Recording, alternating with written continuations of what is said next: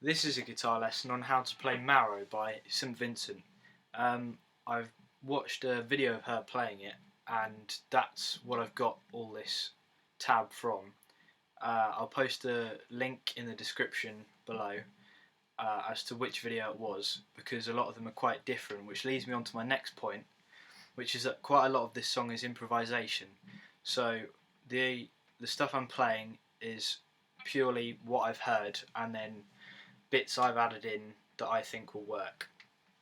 So to start off with, you want the guitar in standard tuning and a capo on the first fret, and I'm going to refer to the notes as they're called normally. So that's still third and that's still fifth, instead of that being second if the capo was on and I was referring to it like that. So to start off with, she doesn't actually play any strings. She's using other parts of the guitar to make some pretty interesting noises, and it's quite hard to get these noises if your amp's turned down. So the easiest way to get these effects is, if you have pedals, put the overdrive and the distortion pedal on, like I've got at the moment, and you'll be able to hear most of the effects. You should be able to fret a note without touching it with your pick hand and get it to make a fairly sustainable noise like this. And that's what you want to be doing.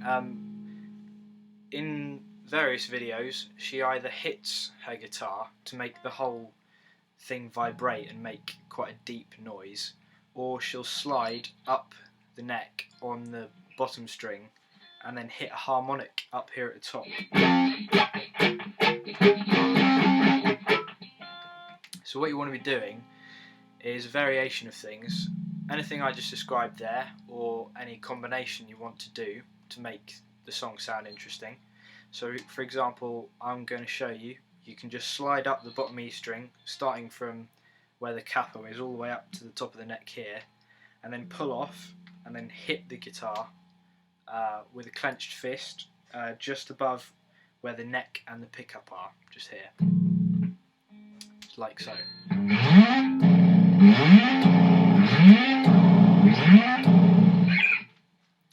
Something like that. After a while, the song changes to a more rocky theme, and she plays this riff.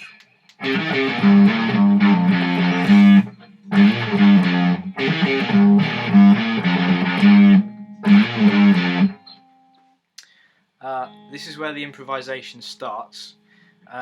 The end part of this riff, which I'm going to talk about in a second, changes quite a lot. So I'm going to show you a few different endings to this riff once I've taught you it. So it starts off.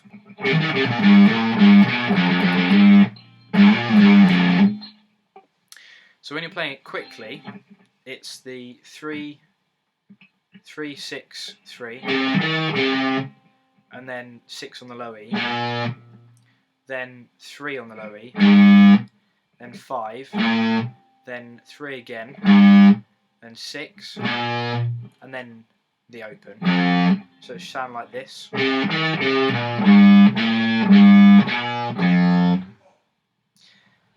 That's about what you should be getting.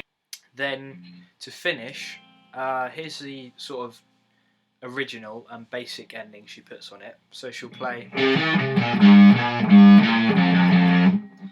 then she'll hit the 3, slide up to the 6th, then back down to the 3, and then pull off.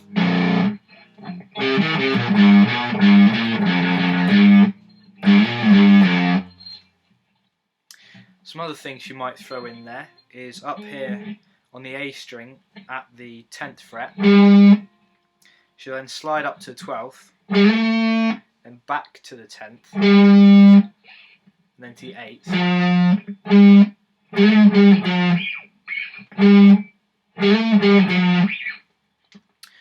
You can play around with most of the notes that she's using in the actual riff to create a finisher.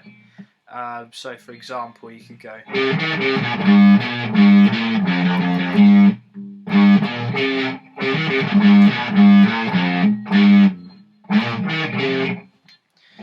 anything like that really. I'm going to call that riff A, And so after you've been doing the guitar effects, hitting the guitar, sliding up the strings, you then play the main riff, riff A, 4 times over with whatever finishes and flicks you want to put in there. Then you play the second riff, which is the only other one in there really, riff B I'm going to call that, which is this.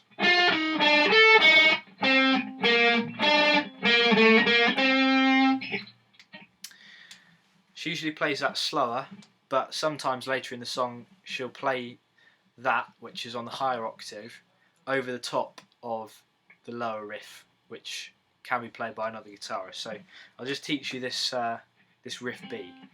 You're starting on the 10th fret on the G, 8th, 7th, then you're going to go to the 10th on the high B, then the 8th on the G. So far I've got.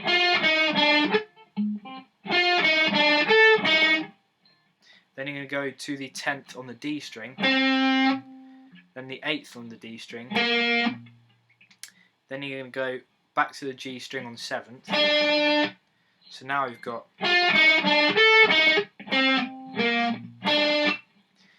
Then back to the 8th on the D, then the 7th,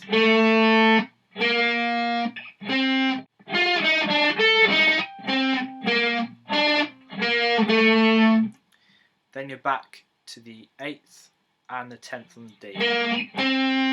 Altogether it should sound like.